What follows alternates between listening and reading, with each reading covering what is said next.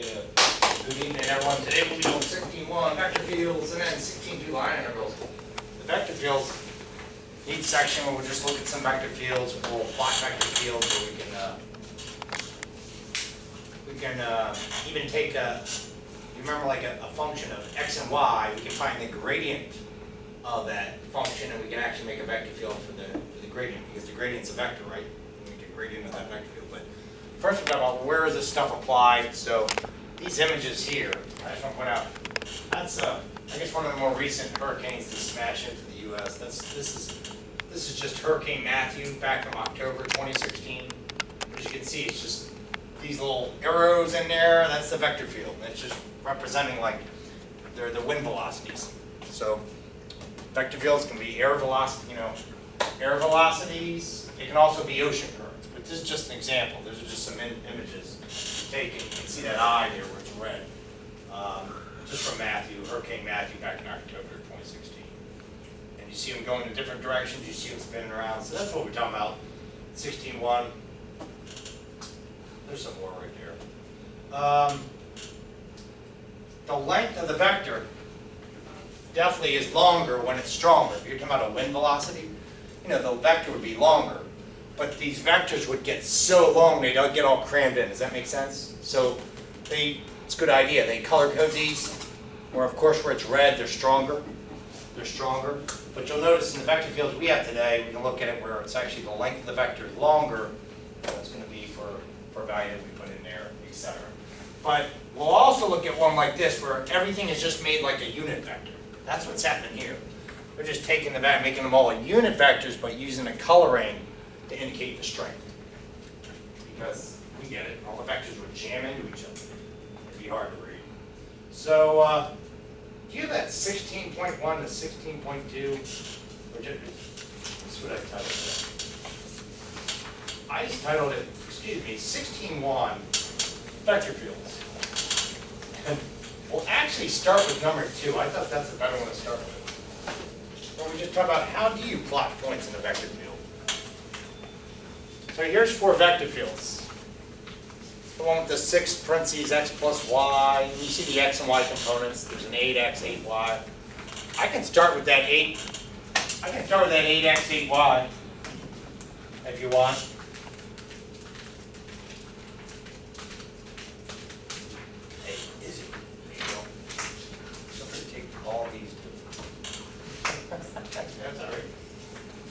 Hey, so we'll start with this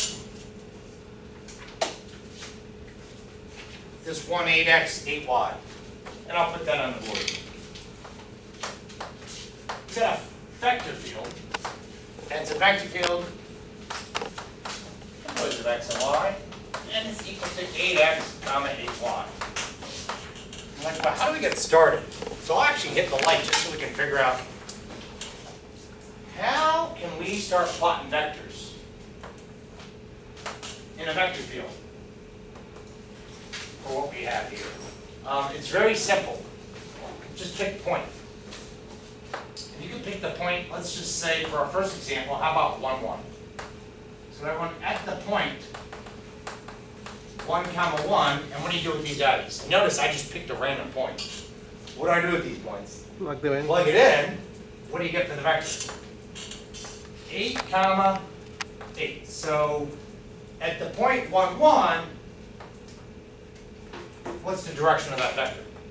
It'll go 8 in the positive x direction, right? And then it'll go 8 in the positive y direction. So this vector should do something like that. It would have a, you can think of its actual length. It'd be pretty long. Is the magnitude of this the square root of 8 squared plus 8 squared? True. Let's look at some other places. What's going on at the point -1, -1? What happens with that vector? -8. -8. That's how it would move. Right? This is when I'm writing these vectors. This is direction, the movement of it. So at -1. -1, how would this vector be moving? It will go, let's see, that's x components. So left 8 and down 8. That's the direction. That would look something like what. Maybe we can get a sense. Let me just plot a couple more real quick. How about here and here? What's going on at like the point negative 1, 1? And this is really the process when it comes to, hey, I'm going to make a vector field. Well, I can plot a point in each quadrant. How will that move? Negative 80. And how about the point? I'll do that one too. That's what? That'll be 1, negative 1. How will that move? 8, negative 8. So how's it moving here? Oh, it's going out like that, right? Left 8, up 8, and here, right 8, down 8. And I'm scaling these because you know they would be really long. Do you all agree? If you think the actual length of these, the magnitude, the square root of that square plus that square. Sometimes it helps to just pick a point like right on the y-axis or x-axis, because in a second we're going to do a matching exercise. And you go, oh, I'm trying to match. This is exactly the tactic we'll use. We'll pick some points. We can also look for patterns. We'll discuss that. But you just end up picking points to see what's going on and see which vector field would be represented by the vector field equation that's given to you. So what's going on at like 0, 2? What's going on at that point? Ooh, so we'll be moving what? 0 and then 16. Super long here, but what does that mean? Which way is that going? Y-axis. Straight up. That's what we're saying. Like at this point, we're like, wow, this vector would be really long, but that's the direction it's going. Right? The vertical vector is totally vertical. Going right up that, J component, right up that y-axis. And everyone, so we are matching. So which one is it? Come down. Let me just pull these down. These are scaled. We can still get a sense of which ones are smaller, which ones are bigger. Which vector field is it? A, B, C, or D? A. That's A. That's definitely A. So when this is going to be vector field A, I'll pull it down a little bit in terms of the choices. So now, all right, that's vector A. Let's go to this one on the left. Let's match this one. So now we're matching. But this one right here, we realize it would be vector field A, true? So that one, 8x, 8y is A. How about this one? So all we're going to do, how do I, sometimes students ask me, where do I start? I don't know where to start. I said, just pick a point. And pick any point you want. It can be anything random, but when I see an x plus y, you know what stands out to me? I think of a point like this. I'm going to erase this. How about a point like negative 1, 1? Or negative 2, 2? Or negative 3, 3? I think those are good points to look at. Because what's going to happen? And when I'm talking about that vector field that has 6 times x plus y, and the y component was the same, right? 6x plus y, 6x plus y. Well, I think these are good points to look at. Because what happened to the vectors? 0. They're all zeros. So let's look in this image. If we can, like, these points, where are they located on the xy coordinate plane? Negative 1, 1 is there. Negative 2, 2 is there. Negative 3, 3 is there. Let's look at points along here. And we should see open space. Because we're seeing they're zero vectors, right? All right, which one of these 4? I can shrink it down so we can just match it. And I'll hit the light too. Which one of these is actually doing that? We just see it kind of fades out along that line. You don't see any vectors. B. Right there. And that's what I mean in terms of matching. That's why we look for like a pattern. We said, well, that's what should be going on there. There should be nothing here. No vectors as we can see there. And then they got bigger as you went outward. Makes sense. Hey, the next one we'll look at. Great job so far. That's all we do is just matching. Can we look at this second one? Which I'll enlarge it so we can see that. Can we look at that y, comma y plus 6? This should have an interesting pattern because from my observation, I don't see any x's in here. You agree? Y, comma y plus 6. There are no x variables in there. So I'm thinking, you know, what's going on at 1, 1? And what's going on at 2, 1? Well, the x value, 1 or the x value 2 is not going to affect this, right? Like what would this vector, how would that be? 1, 7. 1, 7? But this should do the same, right? Plug in the 1, 7. So at 1, 1 and at 2, 1, we should get vectors that go basically when you're not way out like this, but they should be parallel vectors. So we should immediately be able to recognize that vector field. Well, we should see parallel vectors running horizontally, right? So isn't that interesting? This had no x's. We should see parallel vectors running horizontally. All right, which one's that? Which one's doing that? Pull this down, shrink it. Which one has vector fields running? Oh, I see it. Y'all see a letter D? This one right here. This one's the one, look, they're all parallel vectors there. These are all parallel. Not only parallel, same size and same length. So they're equivalent vectors, right? That's what we're saying. Cool. And who's the last one? So we know that was D. That was vector field D. But what about this last y over? And I chose these 4 on purpose. I thought these all kind of stand out. Y over the square root of x squared plus y squared and x over the square root of x squared plus y squared. Do you notice something? Shouldn't that represent unit vectors? Because of what we have here in the denominator?